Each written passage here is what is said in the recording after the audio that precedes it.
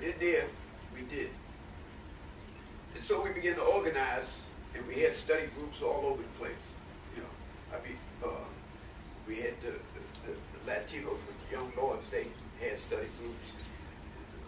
Panthers had study groups. We had study groups just for general population.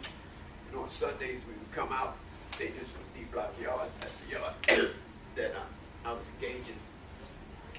On Sunday, we'd take all these chairs and line them up on one side of the yard. We'd start teaching legal research, you know, how to file an appeal. And so there was some practical elements too. We had to address the needs of the population.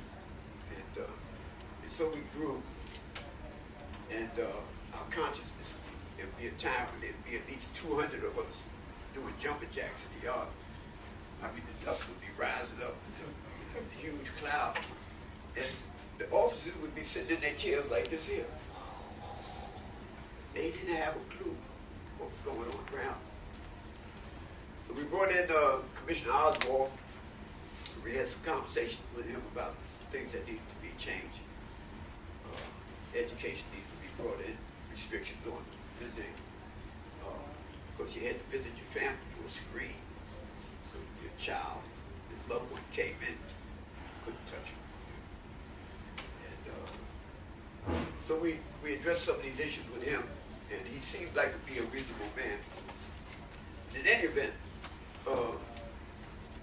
7 days before Attica went up, they reversed the frame up that they had brought me to Attica for, right? 8.5 to 25 years, of course, reversed it.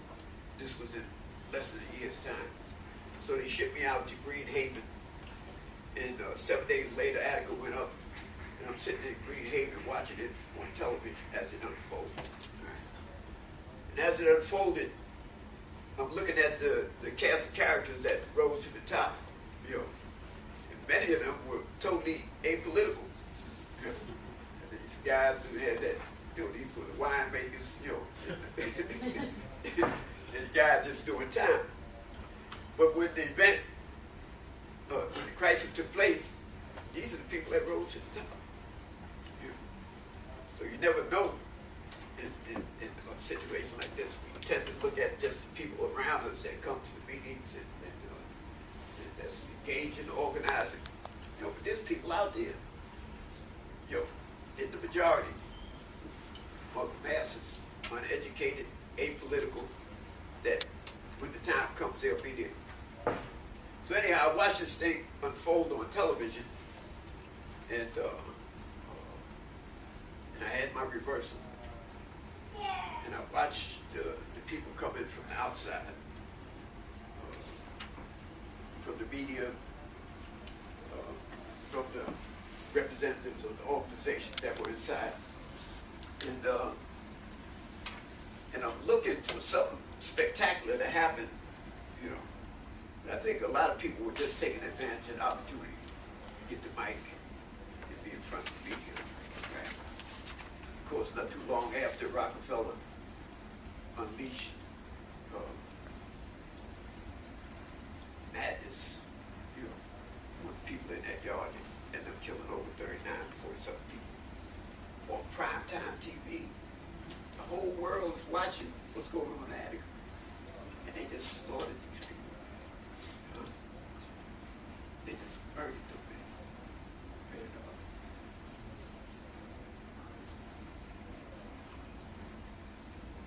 So like they were,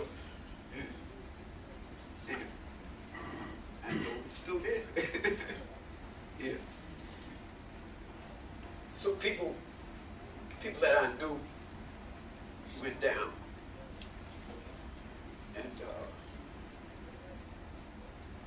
and America just sent the message to the world, you know, to oppose us and support you.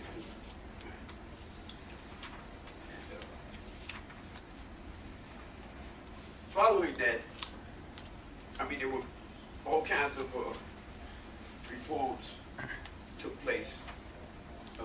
They brought in college, you know, conjugal visits. Men in Green Haven, where I was at, they went in the visit room and kicked the screens out there.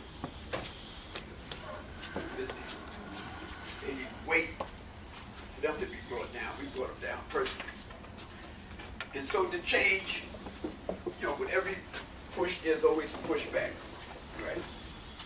And so they gave us those incremental changes and those reforms. But in the end, they were only privileges that they gave us. They didn't give us rights, right? They didn't empower us, you know. They shut us up. You know, we benefited from those reforms.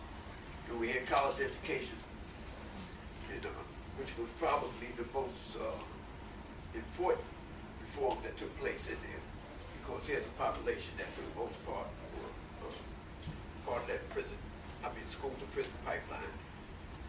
And we have to remember at that time also, at the end of the civil rights struggle, and the passage of the Civil Rights Act of '64 and the Voting Rights Act of '65, the civil rights movement essentially threw up their hands and said, declared victory, and went to work on affirmative action, you know, trying to get the benefits of when they had won. But when they got to the prison wall, they stopped. They didn't come over. And the pushback came with the expansion of that behind the wall population from 300,000 in 1971 to 2.4 million today. Right? And so, what did they accomplish with that? You got 2.4 million that can't vote.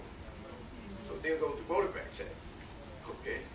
You took away their rights to education, public housing, you know, almost all the benefits of society. You barred them from that. So where was the gains of the Civil Rights Movement? Yeah. What did the Voting Rights Act accomplish? Everything that they accomplished was wiped out.